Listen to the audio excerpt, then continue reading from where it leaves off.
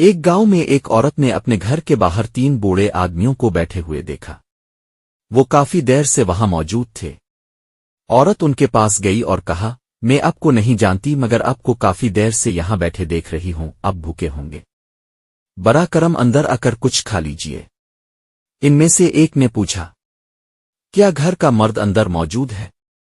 عورت نے جواب دیا، نہیں۔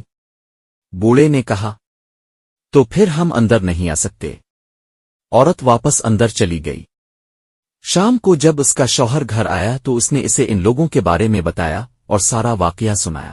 شوہر نے کہا، جاؤ اور ان بوڑھے آدمیوں کو بلاؤ اور کہو کہ وہ اندر آ کر ہمارے ساتھ کھانا کھائیں۔ عورت باہر گئی اور ان بوڑھوں سے کہا، میرے شوہر گھر آ گئے ہیں، وہ آپ کو اندر مدعو کرتے ہیں کہ ہمارے ساتھ کھانا کھائیں۔ وہ بولے، ہم اکٹھے کسی گھر میں نہیں جا سکتے۔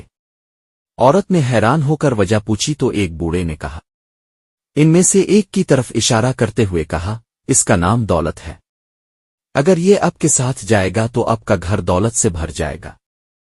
پھر دوسرے بوڑھے کی طرف اشارہ کیا اور کہا، یہ کامیابی ہے، اگر یہ آپ کے ساتھ گیا تو آپ کو ہر کام میں کامیابی ملے گی۔ پھر اپنے بارے میں کہا، میرا نام محبت ہے، اگر میں آپ کے ساتھ گیا تو آپ کا گھر ہمیشہ محبت سے بھرا رہے گا۔ بوڑھے نے مزید کہا، جا کر اپنے شوہر سے مشورہ کریں کہ وہ ان میں سے کس کو اپنے گھر بلانا چاہتے ہیں۔ عورت نے اندر جا کر یہ بات بتائی تو شوہر خوش ہو گیا اور بولا، چلو دولت کو بلاتے ہیں تاکہ ہمارا گھر دولت سے بھر جائے۔ عورت نے کہا، نہیں، کیوں نہ ہم کامیابی کو بلائیں؟ ان کی بہو بھی یہ باتیں سن رہی تھی۔